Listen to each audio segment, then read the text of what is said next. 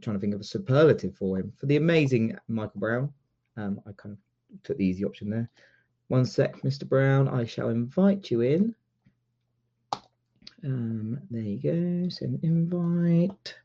Bum, bum, bum. What day is it? It's Tuesday, the 7th of January. It is 29 minutes past 8. Hope everyone's having a lovely morning. Good morning, Ryan. Good morning, everyone. Good morning, my dear friend. Let me just quickly get the legals out of the way. Nothing discussed on this space session constitute trading or investment advice or infers any kind of endorsement by PIQ Global Limited, traders PIQ or PIQ Suite, or indeed the hosts with the mosts, which is Mr. Michael Brown and myself, Mr. Ryan Paisley. I will caveat that and say, actually, no, do you know what? If I am going to give you any advice, it'd be just don't trade as much. There you go. Take it. How are you, my friend? You good? I'm very well, thank you, Ryan. Very well. You know why you've got a little. You know why you're feeling a little bit happier than normal, don't you? Well, no, I was actually going to say I was sort of filled with dread as to what's to come this afternoon. Oh, bugger. It backfired, haven't we? Right, okay. Oh, dear. For those who are unaware, Ryan and I are well, I hope Ryan is buying me a drink later on. But Whoa. We didn't say anything about that. Calm down. Anyway, quickly, moving on. What's happening? Indeed, yes, let's move on. Good morning, all. Well, in terms of yesterday, it was certainly an interesting day, and I think in many ways yesterday gave us a little bit of a taste of what the next 4 years is likely to hold in terms of policy uncertainty, market volatility, choppy trading conditions, and also conflicting reports around the policies that the Trump administration are likely to implement. And of course, we are less than 2 weeks away now from Inauguration Day on the 20th of January.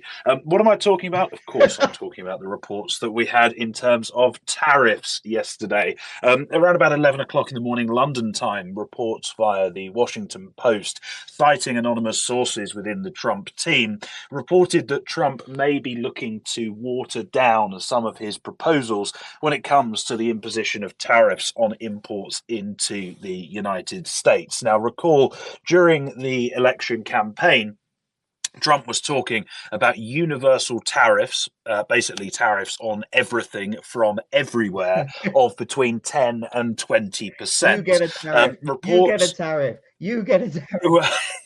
Yes, that's very much along the lines of what the original proposals were.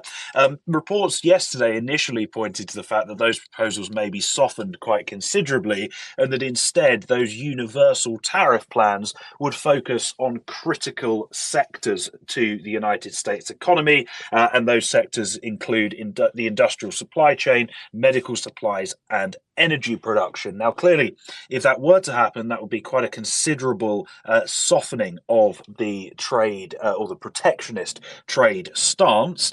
However, before anyone gets too excited, it only took about 2.5 hours before Donald Trump woke up and started posting on Truth Social saying that his tariff policy will not be pared back, and that in fact what the Washington Post were reporting was, and I quote here, fake news. Now, welcome, of course, to what the next 4 years or so are going to look like. And of course, this sort of yo-yoing and conflicting reporting in terms of trade policy caused very, very choppy conditions across the board. We initially saw on those headlines some dollar weakness, treasuries rallied, and equities moved to the upside, all a result of markets really firstly pricing out a sort of worst case scenario in terms of tariffs, and secondly a result of the market participants beginning to unwind some of the hedges that they may have put on in advance of Trump's inauguration. Of course, when Trump then came out and denied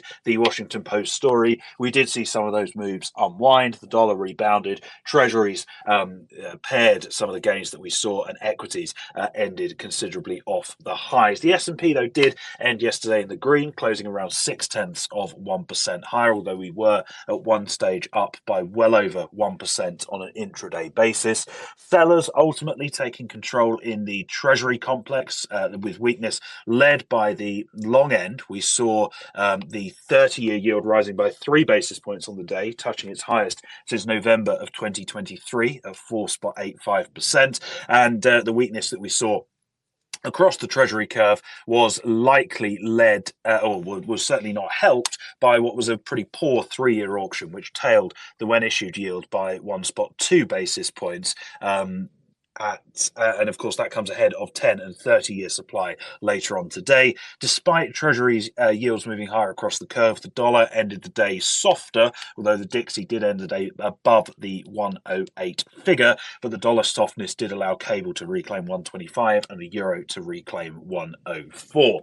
In terms of other bits and bobs from yesterday, just sticking with politics very briefly, a couple of headlines from the United States.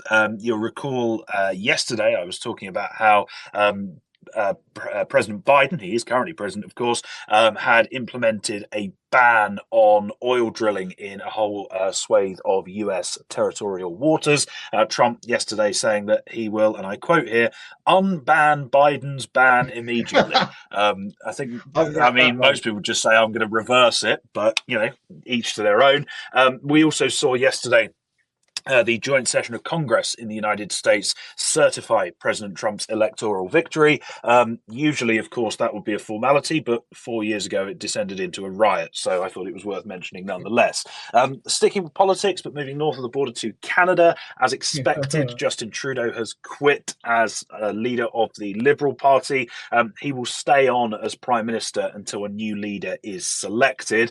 The Canadian Parliament has been prorogued, essentially suspended, until the back end of March. Already, because I myself had to give that a quick Google and find out exactly what that meant. I suppose I should know by now, but for anyone that isn't 100% sure, it basically means that the current government is still in power, but as in terms of the high level of the government, so the cabinet almost. However, technically the president or whatever it is, the guy above him, is making the decisions, but he will defer all decisions to Trudeau. So technically Trudeau and his government are still making decisions until they're being replaced, but only on paper. That's pretty much it. Yes, you're right. The Canadian, it's not like they have no one in control at the moment. No. Well, unsurprisingly, given that well, yeah, there is that. Unsurprisingly, given that they're obviously part of the Commonwealth, the Canadian legislative system is actually very, very similar to that of here in the UK. And my understanding is that when Parliament is prorogued, you're absolutely right in terms of how power is sort of apportioned. But precedent and convention is that the government don't make any sort of significant or big decisions or policy announcements until Parliament is back in session. Now, normally that would be fine. The problem is Parliament, we're sat here, just looking at my watch, on the 7th of January. Parliament is prorogued until the end of March. Well, of course, there's the small matter of President Trump's inauguration and the likely imposition of tariffs that are going to come between now and then. So you question how, or even if, the Canadian government will be able to respond on this. To that. This is, let me just check, making sure Zach's messaging me saying he can't really hear me. So test, Zach, you're a twat. I can hear you. Perfect. But on this, what you're saying, we need to remember it's not just Canada that are in this situation, right? It's Germany and France also pretty much, their governments aren't functioning. And so we've got now Germany, France and Canada who really have no one there to be possibly there to make decisions should they be needed if Trump decides to go gangbusters with tariffs. I think it's becoming quite an interesting setup for when he does come in, because if we do know that Trump loves to push home an advantage. And if you are Trump, you are going to be sitting there going, hang on, I can get away with murder here because there's no one to push back. And we all love a good pushback story. Oh, God, Ryan. Oh, no.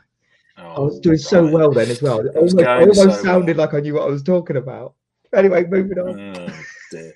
No, but you are absolutely right, and to give you a bit of promotion. I'm sure that you will discuss this more on your political blast with Helen Thomas later in the week. Anyway, moving away from politics, because there are other things going on, thankfully. Otherwise, we would be bogged down in that forevermore. We heard more yesterday on. Well, I suppose this is bloody political as well. The Nippon Steel, Nippon Steel saga saga. Of course, Biden blocking Nippon Steel's purchase of US steel. Unsurprisingly, they have filed some lawsuits. The first is against the US government. The second, interestingly, is a lawsuit against the CEO of Cleveland Cliffs, who are US Steel's main competitor in the United States, and the president of the USW trade union for, quote, illegal and coordinated actions aimed at preventing the deal. As we said yesterday, that saga is going to rumble on for quite some time to come. Right, getting away from politics for good now. Sure. And over to the Fed, we heard from Governor Cook yesterday. She was talking about how the labour market is in better balance. They want inflation to move down gradually but unevenly to 2%. They can proceed more cautiously in cutting rates, etc., etc., etc. Very much sticking to the script in terms of those remarks. What was more interesting out of the Fed yesterday was that we heard from Vice Chair for Supervision Michael Barr. He is going to step down from that role at the end of February, but he's going to remain in his role as governor.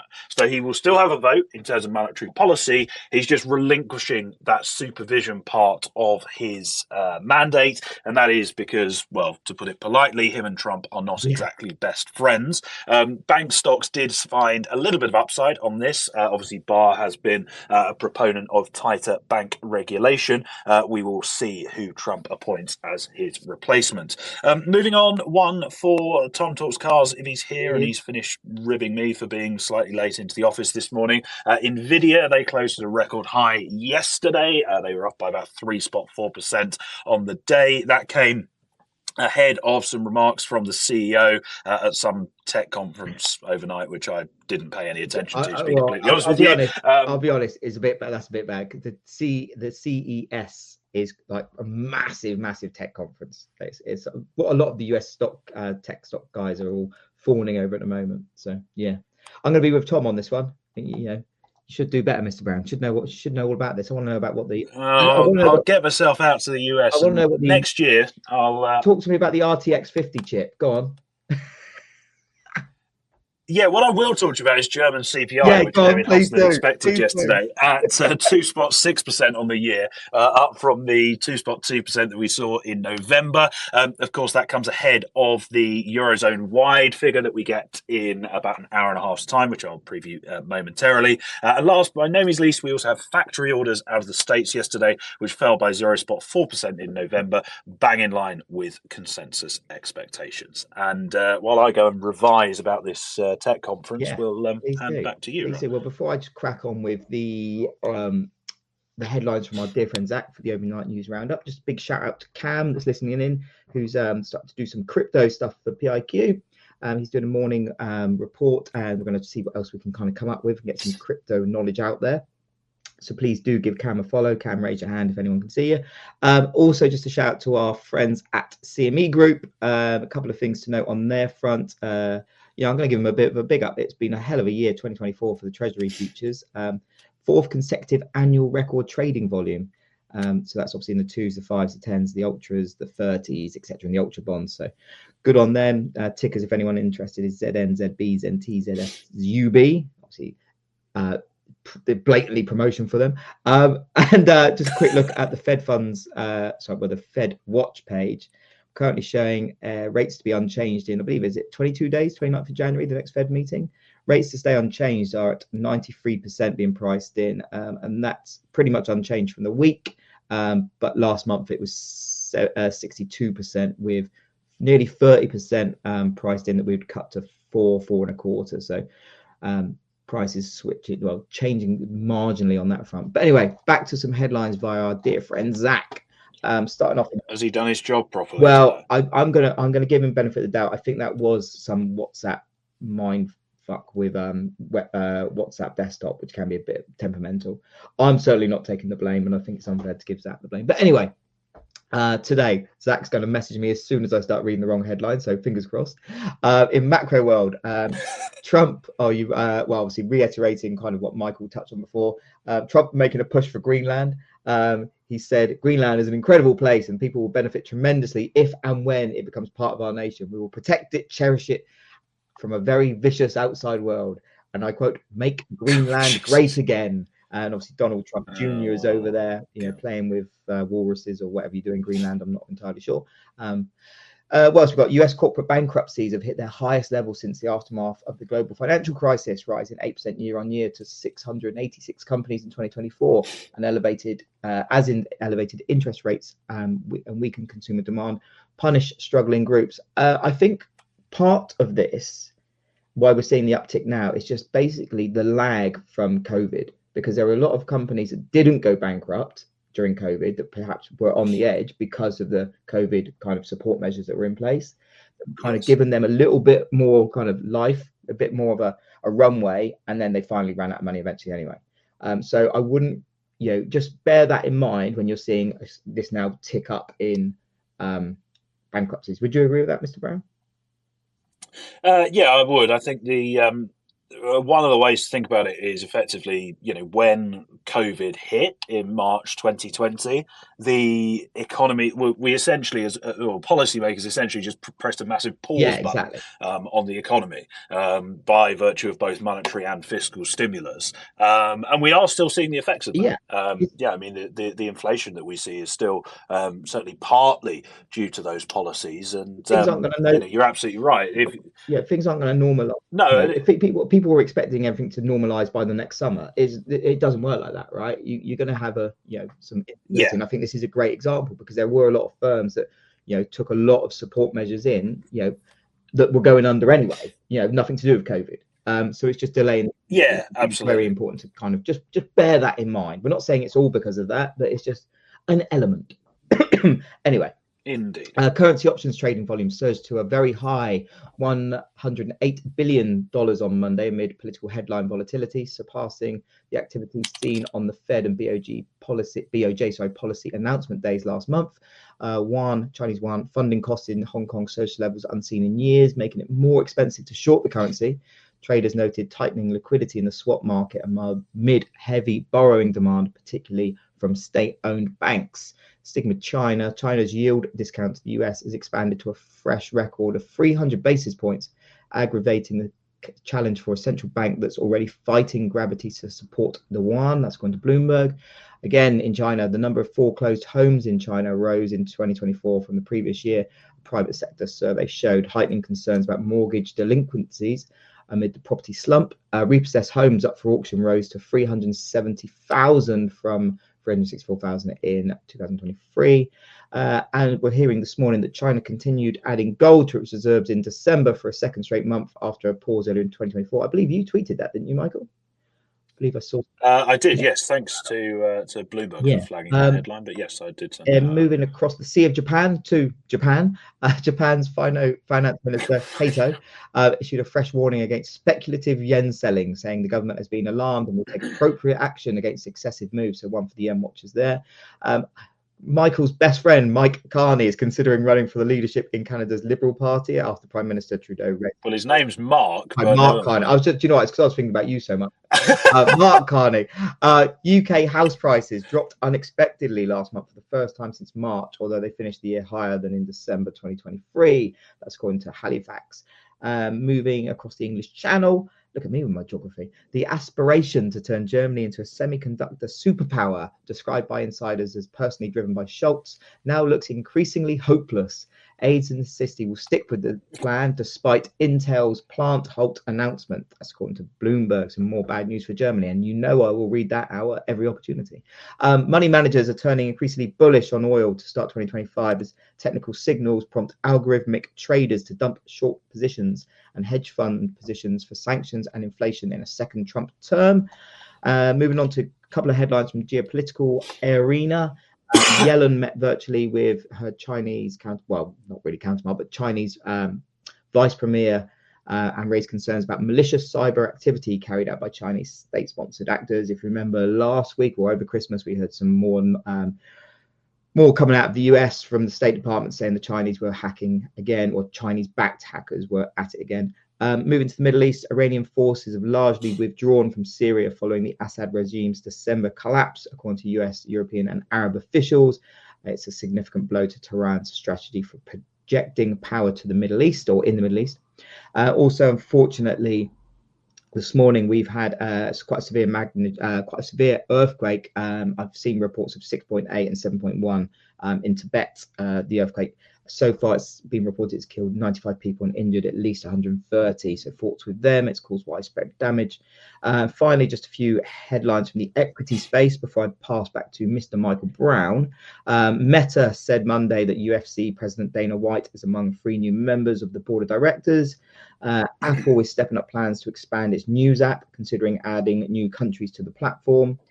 In Bitcoin, which I know Cam is going to be releasing his bit shortly for that. I'm not sure if this is going to be in there, but apologies if it is. But US has been reporting in the FT that US miners are accumulating war chests of cryptocurrency to help them withstand tightening margins as competition for resources intensifies.